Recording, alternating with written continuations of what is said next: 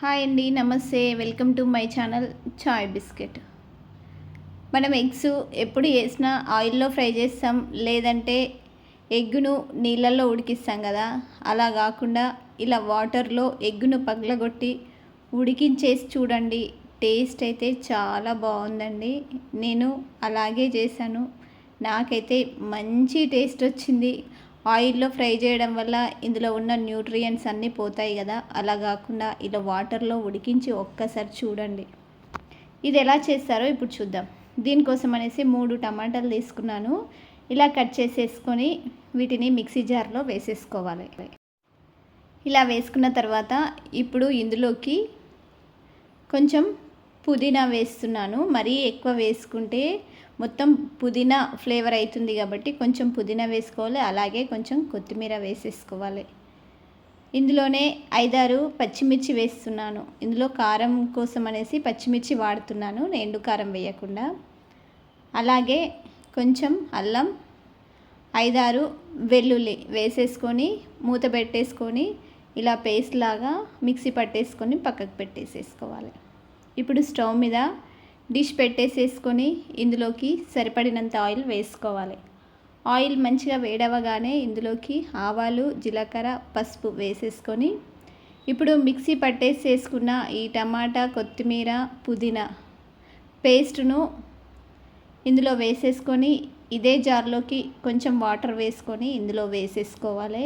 వేసేసుకొని ఇదంతా కూడా ఒక్కసారి స్పూన్తోని మంచిగా కలిపేసేసుకోవాలి. ఇలా కలిపేసుకొని మూత పెట్టేసేసుకొని మంచిగా ఉడికించుకోవాలి దీన్ని. ఇలా ఉడుకుతున్నప్పుడు ఇందులో టేస్ట్కి సరిపడినంత ఉప్పు వేస్తున్నాను. అలాగే కొంచెం కరివేపాకు వేసుకోవాలి. ఇప్పుడు దీన్ని ఒక్కసారి మంచిగా కలిపేసేసుకోవాలి. కలిపేసుకొని మూత పెట్టుకొని మళ్ళీ కొంచెం సేపు ఉడికించుకోవాలి. మళ్ళీ ఇందులోకి 1 స్పూన్ వరకు ధనియాల పొడి వేస్తున్నాను. ఈ ధనియాల పొడి వేయడం వల్ల టేస్ట్ అనేది చాలా బాగా వస్తుంది. ఇలా కలిపేసుకున్న తర్వాత ఇప్పుడు ఇంకొక డిష్ పెట్టేసేసుకొని ఇందులోకి వాటర్ వేసేసుకోవాలి. వాటర్ మరీ ఎక్కువ వేయద్దు, కొంచెం వాటర్ వేసేసుకొని ఇందులోకి కొంచెం ఆయిల్ వేస్తున్నాను. ఇప్పుడు దీనికోసం అనేసి నేను 3 గుడ్లను తీసుకున్నాను. ఈ గుడ్లను ఒక గిన్నెలోకి పగలగొట్టేసేసుకొని ఈ గోరువెచ్చటి నీళ్ళల్లో వేసుకోవాలి. నీళ్ళు అనేటివి బాగా మరగనివ్వద్దు. గోరువెచ్చగా ఉన్నప్పుడు ఈ ఎగ్స్ను ఇలా నేను చూపించినట్టుగా ఈ గోరువెచ్చటి నీళ్ళల్లో ఎగ్స్ను వేసేసుకోవాలి. అయితే స్టవ్ అనేది స్లిమ్లో పెట్టి చేసుకోవాలి. హైలో పెట్టేసేస్తే ఎగ్స్ అనేవి వాటర్లో మొత్తం స్ప్రెడ్ అవుతుంది. అలా కాకుండా చిన్నగా పెట్టుకొని ఇలా నీళ్ళల్లో ఉడికించుకోవాలి. ఒక సైడ్ ఉడికిన తర్వాత వీటిని ఇంకొక సైడు ఇలా నేను చూపించినట్టుగా తిప్పేసేసుకోవాలి. ఇలా తిప్పడం వల్ల 2 సైడ్ల కూడా ఈ నీళ్ళల్లో మంచిగా ఉడుకుతాయి ఎగ్స్. ఇలా 2 సైడ్లు కూడా తిప్పేసేసుకోవాలి.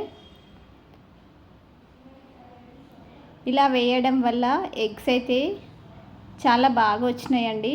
అందుకనేసి నేను ఇలా చేస్తున్నాను. టేస్ట్ అయితే చాలా సూపర్గా వచ్చింది. ఇలా ఒక్కసారి దీన్నంతా కూడా ఇలా స్పూన్తోని ఇలా అనేసేసి ఇలా మంచిగా ఉడికించుకోవాలి. ఇలా ఉడికిన తర్వాత ఇప్పుడు ఇటు సైడు ఈ గ్రేవీ అనేది మంచిగా ఉడికిపోయింది కదా, దగ్గరికి వచ్చేంతవరకు మంచిగా ఉడికించుకోవాలి. ఇలా ఉడికిన తర్వాత ఇప్పుడు ఇందులోకి ఇలా వాటర్లో ఉడికించుకున్నాం కదా ఎగ్స్, ఈ ఎగ్స్ను ఈ గ్రేవీలోకి వేసేసుకోవాలి. వేసేసుకొని ఇప్పుడు దీన్ని ఒక్కసారి స్పూన్తోని మెల్లిగా కలుపుకోవాలి. ఈ ఎగ్స్ అనేటివి చితకగా కాకుండా అలాగే పెద్ద పెద్దగా ఉండేటట్టుగా ఇలా నిదానంగా కలుపుకోవాలండి. దీన్ని ఇలా కలిపేసేసుకొని మూత పెట్టేసేసుకొని ఇంకా కొంచెం సేపు మంచిగా ఉడికించుకోవాలి. ఇప్పుడు లాస్ట్లో కొంచెం గరం మసాలా వేసేసుకోవాలి. గరం మసాలా వేయడం వల్ల టేస్ట్ అనేది చాలా బాగా వస్తుంది. ఇలా ఇంకొక 5 నిమిషాలు ఉడికించుకొని స్టవ్ ఆఫ్ చేసుకొని సర్వ్ చేసుకోవాలండి. ఇది రైస్లోకి రోటీలలోకి చాలా బాగుంటుంది.